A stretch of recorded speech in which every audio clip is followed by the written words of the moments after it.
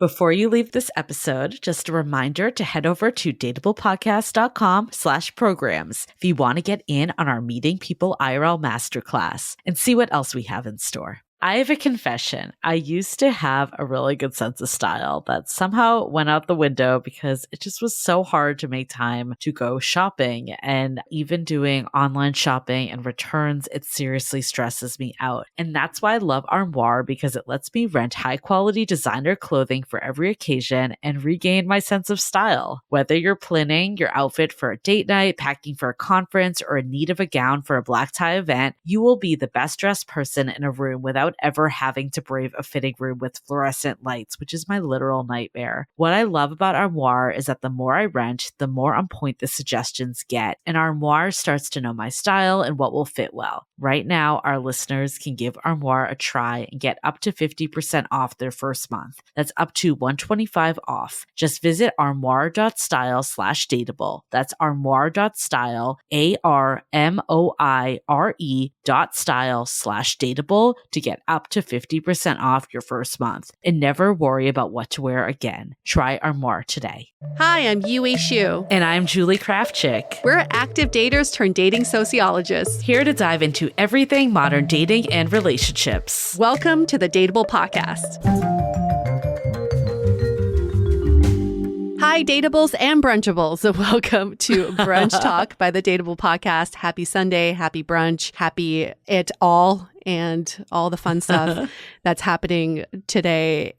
We want to bring you another question of Brunch Talk where, this is the time for us to answer all the questions you've all emailed in or DM'd in. And these are the questions that you're probably discussing over brunch right now. Such common questions that definitely Julie and I have gone over many, many times before. Yes, and keep them coming. We're getting a lot of really great questions through Instagram DMs, but also hello@Dateable Podcast. That's the best place. Just send them. TBD, we'll probably put something on the website that you can also submit them. That would be a good place too. I think the Brunch Talk has been really fun for us. So it started off as an experiment, but we're keeping it going because people have said they're looking forward to the brunch every Sunday to get their weekend, rolling on that Sunday fun day. So we're going to keep it going. I think people can submit on the website, right? Just a contact form. They can, yes. It would just go to our normal submissions, which I guess is a good call out because we're starting up season 15, which is nuts. Every time I hear the double-digit numbers, it always makes it feel crazy to me. But we're starting to recruit for that too. So while you're at it, either if you've got a story or you have a topic, you can just drop it in there. Yeah, people really love the not settling versus being too picky. Ooh, that was a big one. That was a great question. Yes, we love these. Like, how do you distinguish? I think this one that we have today also is very applicable to everyone. I think those are the ones that, seem to resonate because we've all been there at some time or another. So let's get to that question. This question is, how do I get over being rejected? I feel like I'm having a hard time keeping a positive mindset in dating when I keep getting rejected. Yeah. And to give more context, the listener that wrote in said, in the last week, I've gotten rejected 2 times. One was from someone that I had gone on a couple dates with, and it seemed like it was going really well. And then they reached out to tell me they decided to get back together with their ex. The other one was a person that I had met in a bar, and it seemed like they had everything I was looking for. We had a really great connection. We had a date set up for that coming Friday. And then when the date came, I never heard from them. When I reached out, they ghosted me at first. I kept reaching out, and they finally said they decided they're not interested. What gives? You've all heard the phrase, rejection is redirection, and it's easier said than done, but it's true. I don't love that we have this word rejection anyway, because most of the no's in life are redirecting you to the yes that's fitted and suitable for you. And in dating, not everyone's going to be your match. And 99% of people are not going to be your match. So rejection or the redirection is something expected. If you're getting the no's, that's a good thing. It means you're getting yourself out there. That's a great thing. And now you know what you like, what you don't like, and it helps you narrow down to the person who is right for you. So ultimately, rejection sucks because our ego's at stake, but redirection is the ultimate way to look at rejection, and it's just redirecting you to the right person. Yeah. I think the reality too is we don't know where anyone is in their dating journey. No. So the examples that this person submitted too, right, is this person decided to get back with their ex. That could have zero to do with you whatsoever. Totally. It's not because they went on a date with you and then decided their ex was a better fit. Or maybe they did, and that's okay too, because essentially like that isn't your person if they really believe someone else is a better fit for them. But there's a good chance that they just had all this stuff. And also if it's an ex, they've had years and years, even months of built up rapport where you're just not going to get that on 3 dates. So I think we need to stop taking it as personally, and then also feeling like this is a prospect as soon, because we just do not know where these people are at. Especially also in the example of someone that you met at a bar. I think a lot can change in the moment from when you're out. Maybe you're drinking, maybe you're like looser, and then they get home and they realize that like I don't know, like you don't know, like there's like there's so many things that could be going on. I think that's what makes it really dangerous when we get ahead of ourselves, and the reality is all we know is that they're so good on paper. We don't know if they're going to have good follow through. We don't know if they're compassionate. We don't know if they're honest. We don't know anything about this person that we met for what? I know at a bar, it's probably an hour max, if even. You're probably kind of coming in and out of this person, like a few minutes here, a few minutes there. All you got was physical connection is the truth of it. So I think first and foremost, we need to stop taking it personally, because little of the time does it actually have to do with something we're doing. It's either that we're just not compatible, which isn't a reflection of ourselves, or they have something else going on in their lives that we have no idea about. And it ultimately doesn't matter, right? Even if it's maybe they just like, okay, I decided that I'm not really into you. I'm not going to pursue you. That is okay.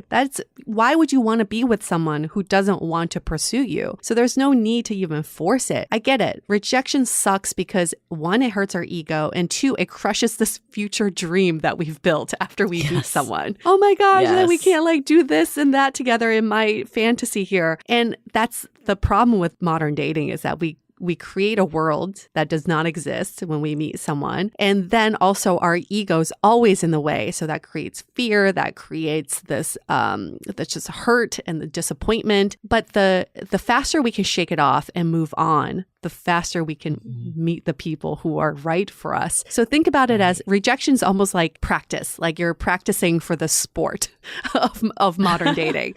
Like those balls are getting to you. Yeah. And then you're like redirecting the balls and like just trying to get to the basket here. So it's a great practice for you, and know that you're not alone in any of this. It's really hard because I know, like, especially when you want a relationship so bad, you want to believe that everyone is going to be the next potential and the prospect. But I think we do, like, I'm thinking back, like, when we met more organically through work or through friends of friends, a lot of times we weren't viewing every single person as like a potential the one. It was more just it evolved over time and we saw how it worked. But today's world, especially with dating apps, you go into a date and you're like, is this person going to be my person or are they not going to be? And it's so like cut and dry after very little time of actually knowing them and seeing how things play out. I feel like almost it's, I don't want to be like discouraging, but it's almost like we can't get ahead of ourselves with these prospects and don't even view them as rejection when they're so low stakes in the game. Like we just don't have enough data at this point to even have this person hold a seat in a piece of our heart, essentially. Yeah, renting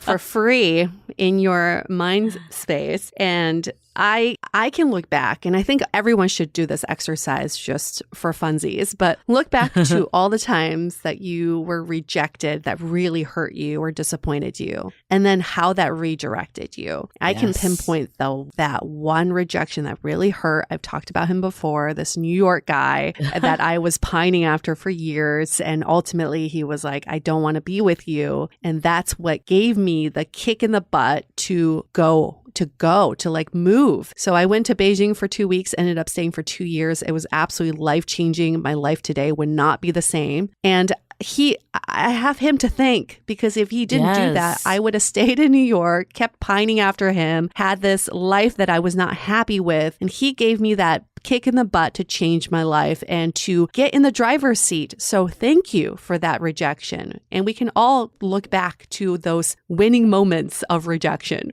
I love that. And on our recent episode we did with Katie Storino, she talked about this too. This is like I don't even know if I would say this is rejection, but just even like the fallout of a big relationship when she got divorced. I mean, you can look at it rejection if you really choose to look at it that way. I think, again, a lot of it's how do you reframe what rejection means. But she said she would not have been able to start a company if it wasn't because of this redirection. So I think that's huge. But also, it could redirect you to the right person. I know before I met my current partner, I felt like I got rejected more than I ever had in my entire life. And I think it's because I was putting myself out there more, and I was giving people a chance and being more open with people and not being the first to say, like, I don't think this is a fit. Because in a way, it's a shield when you're the one that's always rejecting. Yes. Because you can't get hurt that way. And I was definitely under that mindset thanks to conversations we'd have on this podcast. I remember one that stands out was when we talked to Logan Ury, who's the director of relationship science at Hinge and wrote a book, How Not to Die Alone, about making the second date the default, and that, first dates are inherently awkward. And, a lot of times like, you don't see the real person on that first date. So I really tried to stick with that. And even if it wasn't fireworks on the first date, I decided that I was going to do a second date regardless, pending I didn't hate being with this person. But other people did not have that same mentality, and they were probably quicker to pass on people because, tons of options out there or whatever. Or maybe I just wasn't their cup of tea, and that's fine when you think about it. But ultimately it led me to my current partner who we both could recognize like this is the right fit. And what a shame it would have been like if I let that rejection, quote unquote, get me off the apps. Like if I uninstalled the apps because, another person rejected me, I would have missed out on the greatest relationship I've ever had. I mean, right? It's like hindsight is 2020, but you don't need to get to the hindsight part. You can just look at it from today. All good things happen on the other side of fear. And when we are uncomfortable getting out of our comfort zone and we're getting the no's, it just means the change is happening. It's a really good thing. Rejection. Hope you all are having the most magical summer. And you know what would make it even better? Some feel-good gummies from Via. Trusted by over 250,000 customers, Via's hemp products are the Swiss Army knife of wellness. Like, you need to chill out after a long day? Well, there's a Via gummy for that. Dealing with anxiety or stress? There's a gummy for that. Want to set the mood in the bedroom? Oh, there's definitely a gummy for that, because Via has developed a unique blend of pleasure-enhancing, libido-strengthening ingredients and a medium dose of THC all into one mind-blowing gummy called High Love, which is their best-selling gummy. It's also my go-to because it completely awakens my senses and increases blood flow, making me feel so darn good, either by myself or with a partner. If you're over 21, head to viahemp.com and use the code DATEABLE to receive 15% off. That's VIIA hemp.com and use the code DATEABLE, DATEABLE at checkout. Please support our show and tell them we sent you. Take your passion and pleasure to a whole new level with High Love from Via Hemp. Summer has flown by, and I can't believe we're already gearing up for fall. Fall is by far my favorite time of year, from the start of cuffing season to the fall fashion. Luckily, Quince makes shifting your wardrobe a breeze. breeze and a little too much fun because they're timeless and high quality items that allows my wardrobe to stay fresh without blowing my budget. The best part, all Quince items are priced 50 to 80% less than similar brands. I got their signature cashmere sweater and tan for only $50, and I cannot get over the price point for how silky soft the quality is. And I just feel so fancy that I have cashmere in my closet now, and even happier that I got it at that affordable price. By partnering directly with top factories, Quince cuts out the cost of the middleman and passes the savings on to us. And Quince only works with factories that use safe, ethical, and responsible manufacturing practices and premium fabrics and finishes. Make switching seasons a breeze with Quince's high-quality closet essentials. Go to quince.com/dateable for free shipping on your order and 365-day returns. That's QUINCE.com/dateable to get free shipping and 365-day returns. Quince.com/dateable. Therapy is something people use, and we've talked about it on previous episodes. Rejection therapy is when you go out and seek the no's. Go and ask for things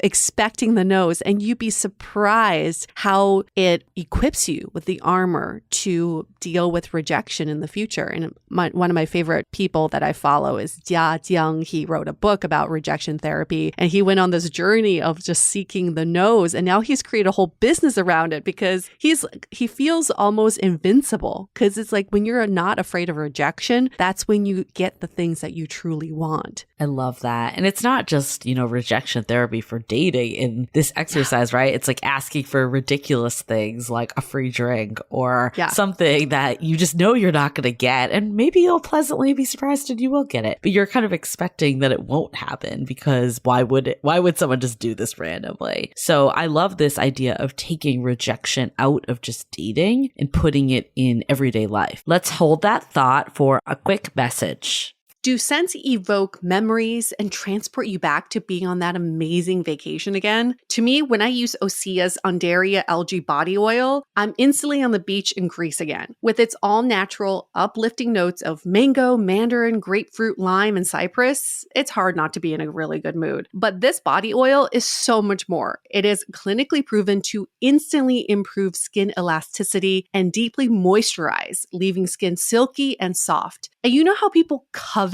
that post-vacation glow? This is exactly what I achieved after using this body oil. It goes on so smooth and doesn't leave my skin oily or greasy. No wonder it's Osea's #1 best-selling product. Get healthy, glowing skin for summer with clean, vegan skin and body care from Osea. Get 10% off your first order site-wide with code DATEABLE at OseaMalibu.com. You'll get free samples with every order and free shipping on orders over $60. Head to OSEAMalibu.com and use the code DATEABLE for 10% off. Yay, it's summer, my favorite season. And you know what can make summer even better? Via hemp products. Need to chill out after a long day in the sun? There's a Via gummy for that. Dealing with anxiety or stress with summer travels? There's a gummy for that. Want to set the mood in the bedroom? There's a gummy for that. And that is actually my favorite gummy from Via. I'm talking about their best-selling High Love Gummy, a unique blend of pleasure-enhancing cannabinoids, libido-strengthening herbs, and a medium dose of THC, all into one mind-blowing gummy that will awaken your senses, increase blood flow, and intensify any sexual experience. I know it's meant for sexy time, but here's a little trick for you. I actually just love taking it for some of my longer walks. It makes all my surroundings look, smell, and feel so nice. And if THC is not your thing, Via also offers a wide array of THC-free gummies. Whatever you want to be in the mood for, Via has something for you. If you're over 21 years of age, you can get 15%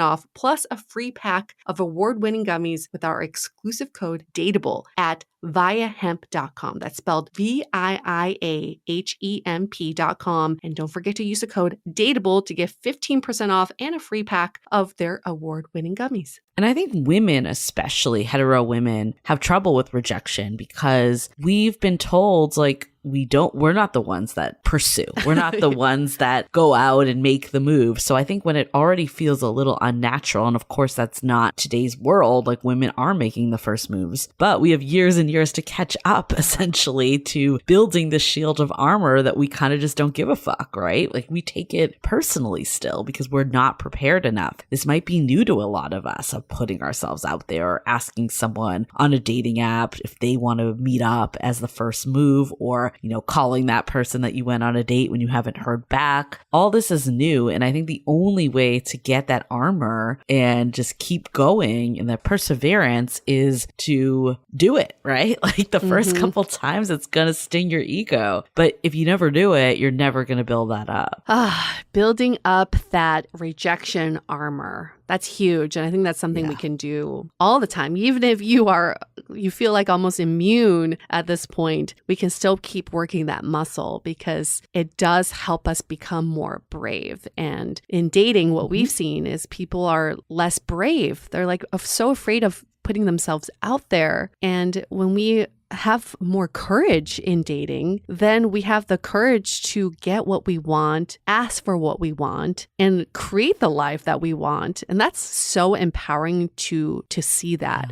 It's all in our control. I think we also need to stop looking at it like, will this person like me? And do they want to date me? Versus like, how do I feel with this person? You want someone that's a hell yeah for you. And a lot of times when we face rejection, right, it's because we don't know where we stand with this person, or things don't feel 100%, but we're going to like try anyways. And I think this is a little contradictory, but I do think it's important to put yourselves out there and try. I think personally, I'd rather hear the no than be unsure. But at the same time, know that if you've already felt, you know, like this isn't secure, then if that person gives you the no, they're actually helping you to find someone that can feel a lot more sure about you.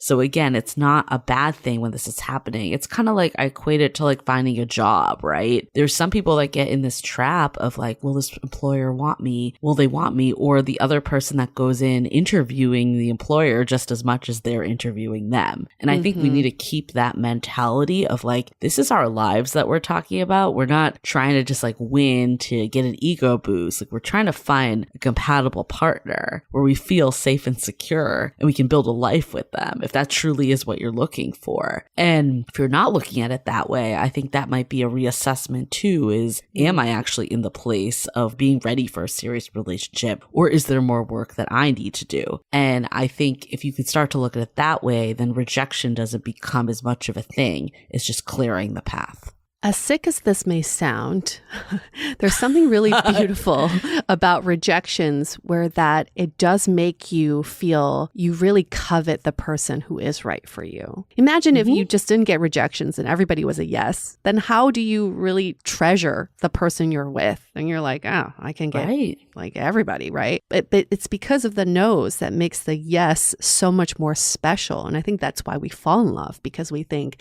it's not it's not like every day walking down the street, I can fall in love with anyone. It's that this is someone special. This is a special relationship. So again, as sick as that sounds, it's like we need the rejections for us to really treasure and appreciate the yes people in our lives. I love that. I think another piece of it too, in this example that was sent into us, is it stings extra hard when it happens back to back, for sure. Yeah. And some of that is going to be unavoidable. Like that's just some of the part of dating. But I think a big piece of it too is how are you balancing dating with other parts of your life? And how are you vetting these people too? We talked about expectations and, after an hour or one or two dates even, you don't truly know them. So it's some of it is that we just don't know where we stand fully. But another piece too is how are they showing up? Are you the one that's always initiating everything? Are they texting but they're never asking you out? Like that might be a surefire sign that this isn't going to go anywhere. So I think sometimes we just want to see that every prospect is going to go somewhere. We're just kind of throwing shit against the wall essentially. And I think sometimes taking that step back and getting more intentional and being like, okay, I'm only going to go out and use my time for dating on people that have shown up and are pursuing pursuing actually asking me on a date or receptive when I ask them on a date. That's so big. And then you could fill the time. Let's say you had someone in your queue that isn't doing that. Instead of being like, oh my God, I got rejected by this person. It's like, I'm just not going to put that person as a prospect. And I'm going to fill my time going out with friends or being with family members or other people that give me love and joy. Yeah. Because I think sometimes, I know it's like we don't want to miss opportunities while dating, but sometimes being so focused only on dating, it makes it sting that much harder. Yes, because that's what you're only focused on. And so how do you not focus on the no's that much if that's all you're thinking about? Diversifying your interests and your time is so important. Your time is so precious. Yes. The time we waste on people who are not right for us,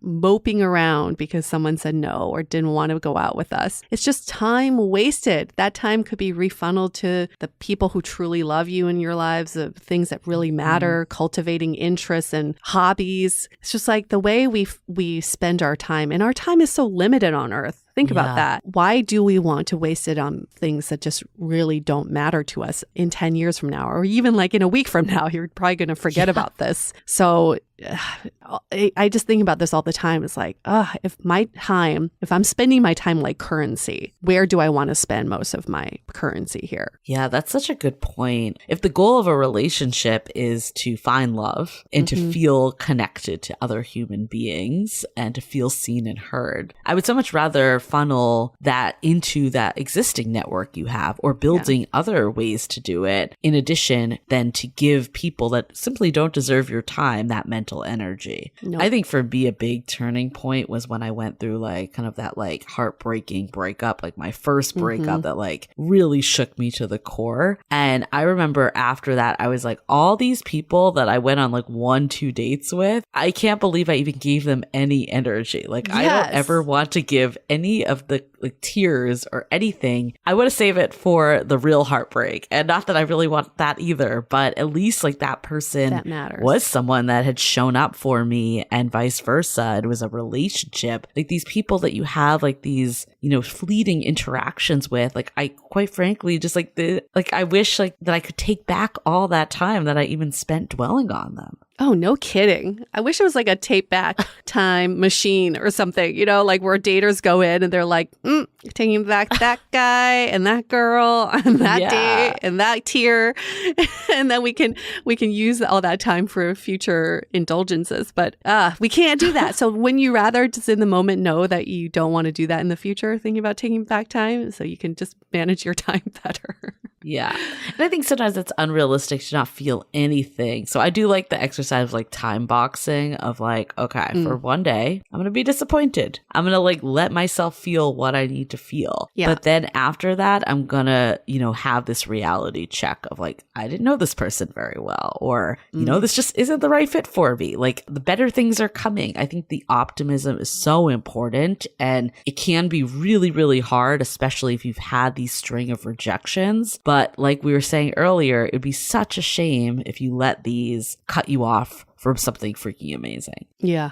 Okay, so to sum it up, rejection is redirection. That's a big one. I think the other piece is don't take things so personally. We just don't know where people are on their journey. And how do you build up that armor? Rejection therapy. Dating, so much of dating success is just keep going. Like, keep going. Like, again, we don't know why other people are on dating apps. Everyone has different reasons, every different life stages. Like, just getting frustrated and deleting apps or saying I'm taking a dating sabbatical or break from dating, all that's doing is cutting you off from someone great. Of course, if you need a rest, by all means, but if it's coming from a place of I'm frustrated, then how do you redirect that frustration into positivity any way you can? The no's are there to lead you to the yes. Just know that. It's a good motto. All right. That wraps up this episode of Brunch Talk. Rejection therapy is a great thing to look into, and send us those questions. We are going to do these every week. So more questions, the better. Thanks again for this question. And we will see you all next week for a Brunch Talk. See you next week. The Dateable Podcast is part of the Frolic Media Network. Find more podcasts you'll love at frolic.media/podcasts. You can follow us on Instagram at Dateable Podcast and visit dateablepodcast.com for access to all the episodes and our premium programs. Also, make sure to subscribe today if you haven't already on Apple Podcasts, Spotify, or your favorite podcast platform, so you are the first to get all the latest episodes. And most importantly, stay dateable.